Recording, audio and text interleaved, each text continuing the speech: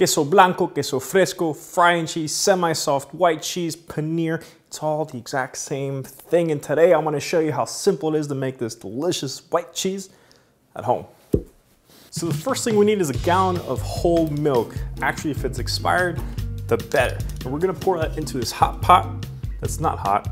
We're gonna heat this up to just below boiling point, around 200 degrees Fahrenheit. And if you don't have a thermometer, just simply until it starts to froth.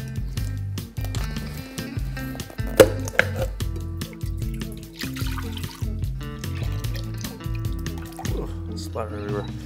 So let's bring this up to a simmer, 200 degrees Fahrenheit. I don't know what that is in Celsius because I can't do that sort of math.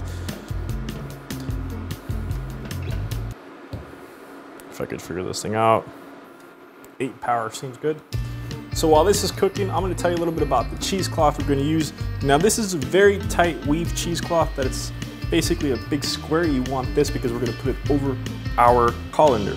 Now there's also these other cheesecloths that have a much looser weave, which are going to be more difficult to work with, especially if it's in this sort of configuration of a long strip, which I don't know why they would sell this, but they do. So get a Michelin cloth or get a really big square piece of a tight weave cheesecloth. While this is heating up, we're also going to get our vinegar, which is readily available pretty much anywhere in the world. You don't need fresh limes or limes at any point in time. Limes are also expensive. We're going to use about a half a cup, 3/4 cup of the vinegar. I just need to find glass, pouring, thing of a jig.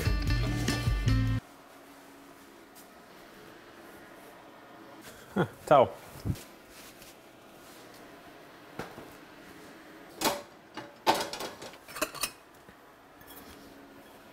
We'll just use a measuring cup. We're also going to want one of these to basically stir with. You can also use one of these things or one of these things. Now we wait.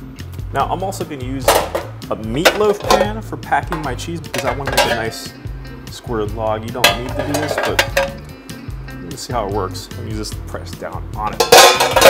I'm also going to use something that I think pretty much everybody has in the garage or that spare room from someone at some point.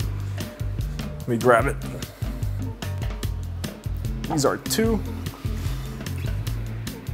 10-pound dumbbell weights. And this is what this is going to do is allow us to really put some pressure on that cheese to get a nice firm log. So if you're eating a lot of fiber or not eating enough fiber, you know what I mean. It's the saying, watch water boil. I can never get it right. Watch water boil, watch pot water boil. And starving. Double up. Actually get to put it through the handles to make sure it doesn't go anywhere. It's like a nice little bread basket. You want to make sure you constantly stir it a little bit just to make sure it doesn't get too stuck to the bottom. You can see it's starting to froth up.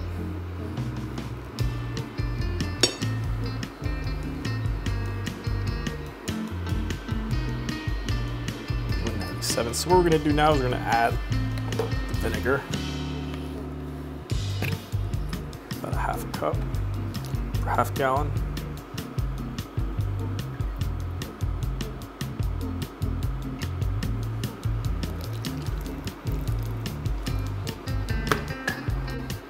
You'll see it's already starting to separate. So we're going to turn the heat off. What this is going to do is going to separate the curds from the whey. Now we're going to add another half a cup. Doesn't hurt to add more. If you see that it's not separating, go ahead and add a little bit more. It could be because your milk is ultra pasteurized. It just requires a little bit more. Now you can also use lime or lemon, fresh lemon juice. But like I said earlier, vinegar is readily available pretty much anywhere. As you can see, these are the curds. It's got this mucus green looking liquid, and that's the whey. So we're gonna take this, we're gonna go ahead and start to strain it. Ooh, maybe if I haven't brought my strain it. Right into the cheesecloth. Just pour it through there. Be careful, because this is hot. Ow.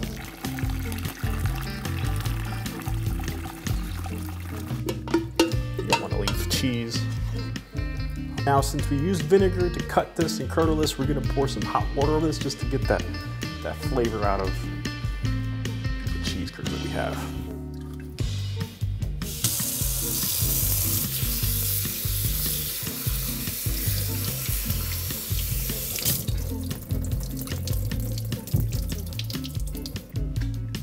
Now, how much water you drain from this determines how soft your cheese is gonna be.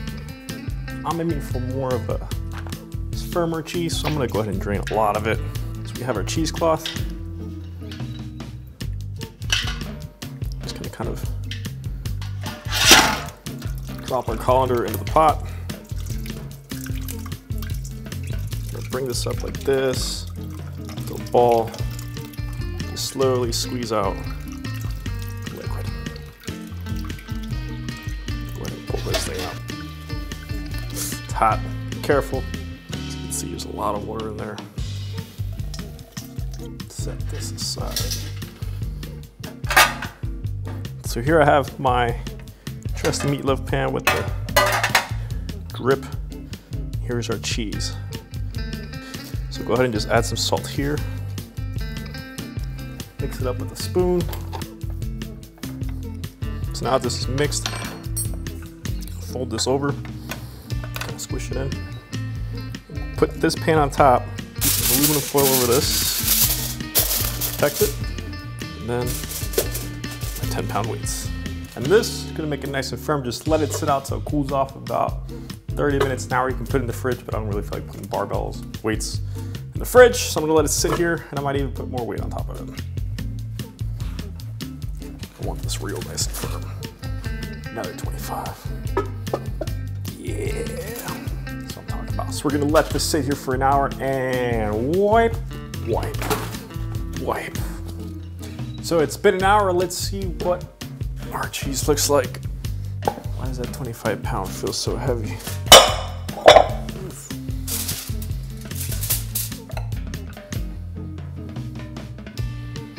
Oh yeah. Look at this.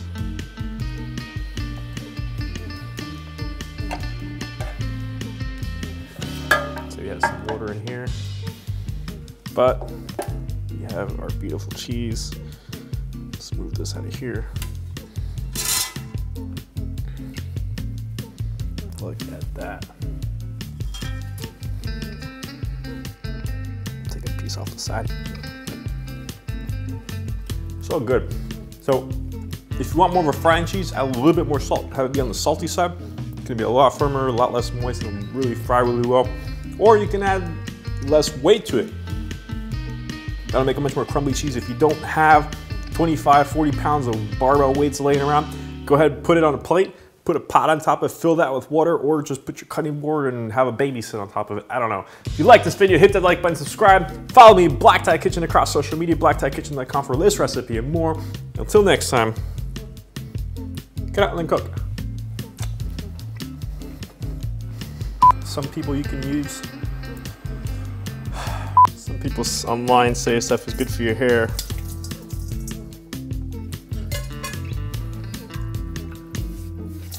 Oh, I smell like whey.